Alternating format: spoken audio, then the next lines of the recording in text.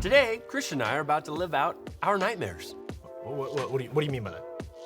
Let's just say we're going to have some shocking revelation. No, and we're also gonna hear about a vision that Daniel had about Jesus, which is not a nightmare. Not. That's a cool thing. Today on MISH.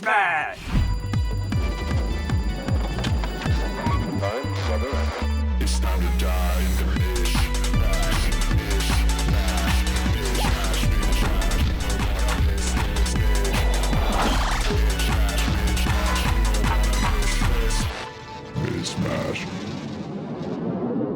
Okay, let's get this nightmare over with. Reveal to me this shocking revelation. Kristian, I promise you this wasn't my idea. But we're gonna play a game called Shocking Faith. I don't have faith in you right now, Caleb. That's okay. I understand. For each round of this game, we're gonna be presented with two identical items. One completely harmless. The other will shock I you. definitely don't have faith in you. How do we know which one shocks you? By faith, Kristian. By faith. I don't like this, I don't like this, I don't like this, I don't like this, I don't like this, I don't like this, I don't like this. Neither do I, Kristian. Neither do I. To see who goes first, our handy dandy friend, Shark Tato. No! Now here's the key to the game. So here's the key. Now to the give it to me! You have to hold it! You can't just toss it to me!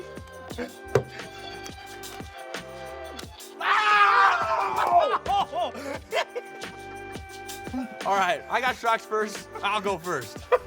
Well, we have our first item here. Two identical items. Gum. Yes, gum. So I will pick one, you will pick one, and then we will complete the action and we'll get a shocking revelation. They're identical. It literally doesn't matter. There's no way to...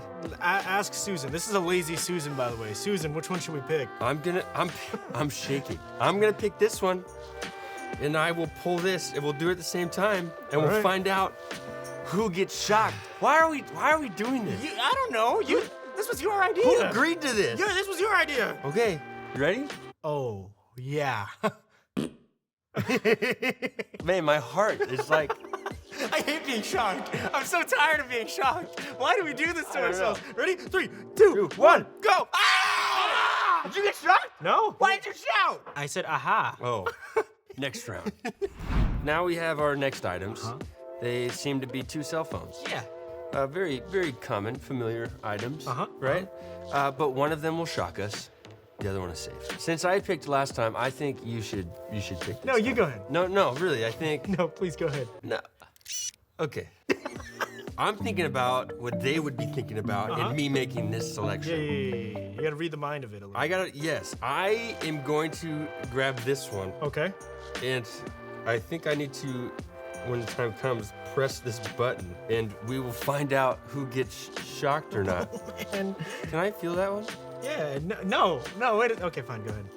Okay, all right. I was like, if that's a real phone, then I will know for sure. I don't know. This button looks like it's glued on. You ready? No. 3, 2, 1, go. Ow! Ow! 2 in a row! Ah, sweet victory. I gotta start switching thumbs. That Sweet hurt. victory. Oh my goodness. Oh, this is a wonderful feeling. Not getting shocked. Next round. All right, our next item, car keys. All right. One of these is perfectly safe and will start the car. Yeah. The other one, Well, stop your heart. shock you. I think you should go first this All time. right. I've gone first like the last This time. 2 times. Which one would you choose though? If you No, that's still me choosing. You go. just give me an No, idea. you have to make the decision. The fate is in your hand. By faith, Kristian. Whoa. Why? Why'd you pick that one? Oh, Why? because I know this one's not gonna shock me. Okay, all right. Here.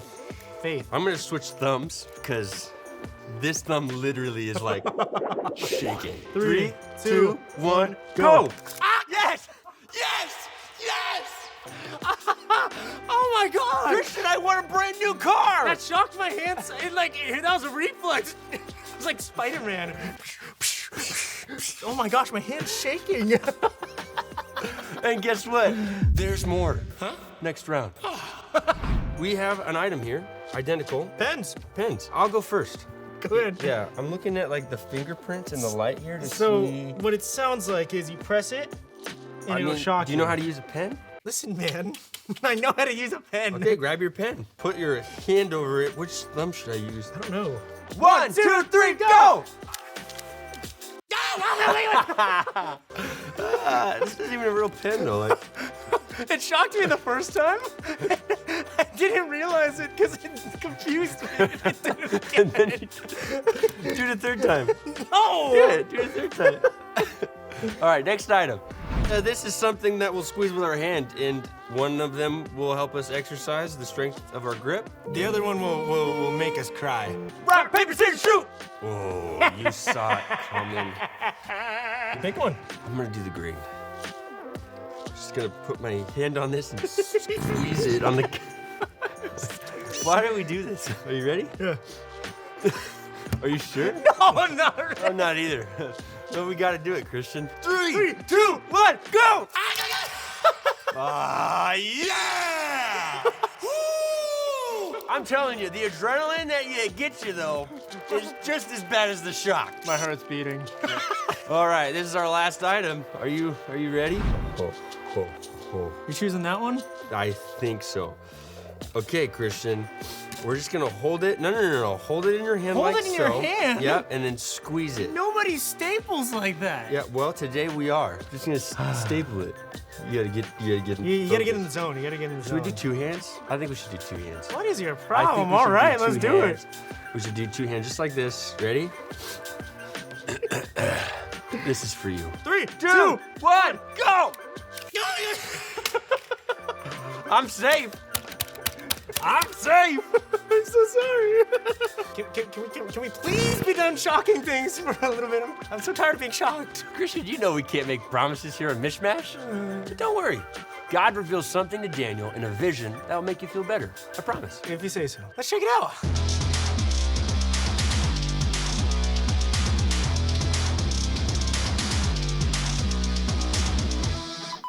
Ladies and gentlemen, we interrupt this mishmash broadcast to give you a special news report from the 6th century BC. There's been another extraordinary development regarding the young Hebrew men from Jerusalem who have been captured and sent to Babylon. When we last saw Daniel, he had faithfully kept praying to God even with the king's law against it, and he was thrown into a den of lions. But he was saved and protected by God. Now it seems this esteemed interpreter of dreams and visions has experienced a vision unlike any other. God has given Daniel the incredible gift of seeing visions and dreams and understanding what they mean in fascinating detail. He has done this countless times before, even with some of the king's own visions. As Daniel was asleep this night, he was given a vision of all sorts of things that no mere human except Daniel could possibly understand. The vision began with 4 great and terrifying beasts emerging from the sea, a fearful sight that would leave us all disturbed, as these beasts are meant to destroy everything in their path. However, the vision shifts to something, or should I say someone, that may offer hope to Daniel and frankly for all of us. Our sources close to Daniel have shared with us what it was that Daniel saw in his vision. These are Daniel's words. In my vision at night I looked, and there before me was one like a son of man, coming with the clouds of heaven. He approached the Ancient of Days and was led into his presence. He was given authority, glory, and sovereign power. All nations and peoples of every language worshipped him. His dominion is an everlasting dominion that will not pass away, and his kingdom is one that will never be destroyed. Ladies and gentlemen, it seems as though Daniel has been given a vision of the Son of Man, the title of the one we know as Jesus today. But this is 600 years before Jesus. Have we just witnessed another miracle? In this vision, God bestows upon the Son of Man ultimate glory, authority, and sovereign power. Nations and peoples of every language revere him, acknowledging his superiority. This dominion is eternal, unshakable, and indestructible, a testament to everlasting justice and righteousness. This vision underscores the triumph of divine authority over earthly powers and heralds the establishment of an eternal kingdom. It offers a message of hope and redemption, promising a future where righteousness prevails. Perhaps this hope in the Son of Man with all power and authority to make things right forever was the reason Daniel and his friends' faith was so strong, the reason they trusted God and did what was right time and time again. Perhaps this should give us the same hope and trust. What will happen to Daniel and the boys now? We will keep you updated of any new happenings in Babylon. But for now, this vision raises some questions we should all ponder. Who or what do we put our hope in? Does this vision of Jesus challenge you to trust God even more? I urge you all to think about those questions, and we will see you next time. Signing off.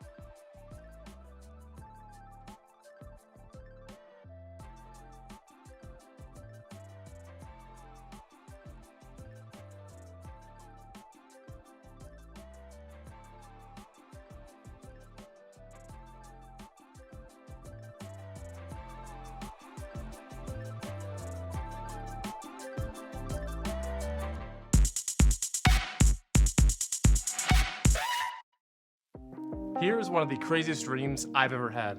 Now, in my dream, I was in my room, and I heard a loud noise in the living room. I could tell something was up.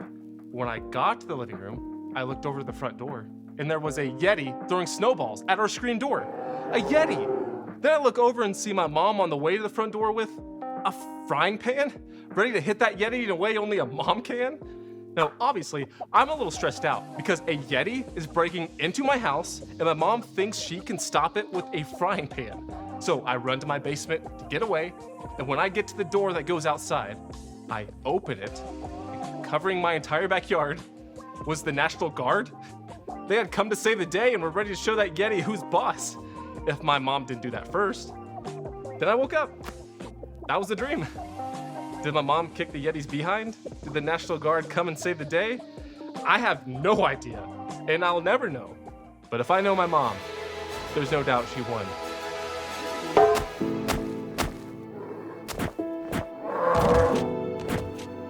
That Yeti went home crying like a little wetty baby.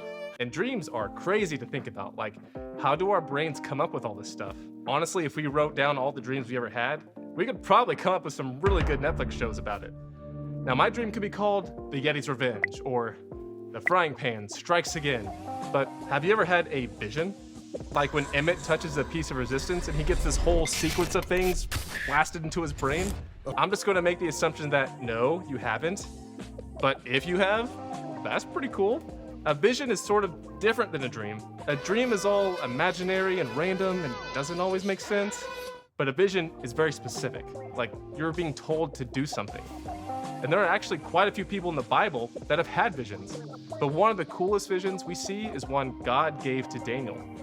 Now, for the last few weeks, we've been talking about Daniel and his friends and how they were captured and forced to live in the city of Babylon. This city does not believe in God at all, and they do a lot of things that aren't right. They even want everyone to give in to their culture and ways of doing things that aren't good or godly. These guys, though, always did the right thing, even when others didn't. Even though everyone around them did the wrong thing, these guys, including Daniel, always did the right thing. And while Daniel is here in this city, while all of this is going on, he gets a vision from God. And this is what he says. In my vision at night, I looked, and there before me was one like a son of man, coming with the clouds of heaven.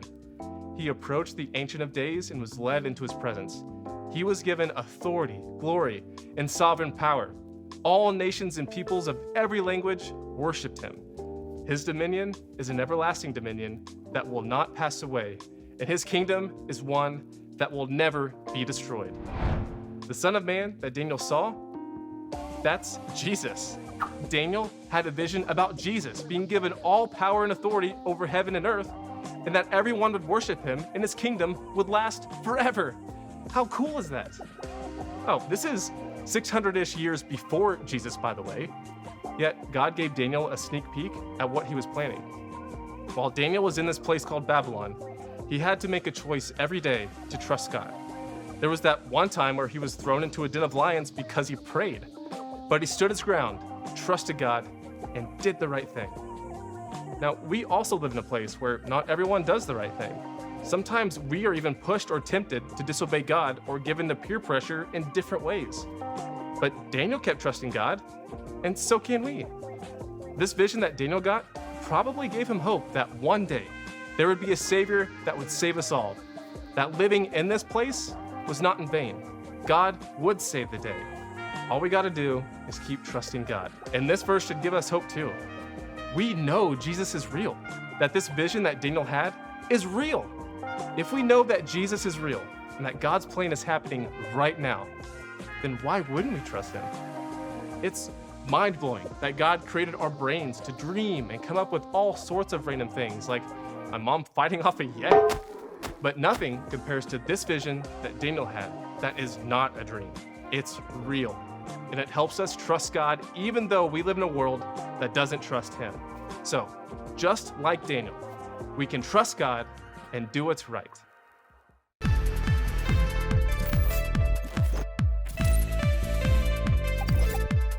MISH.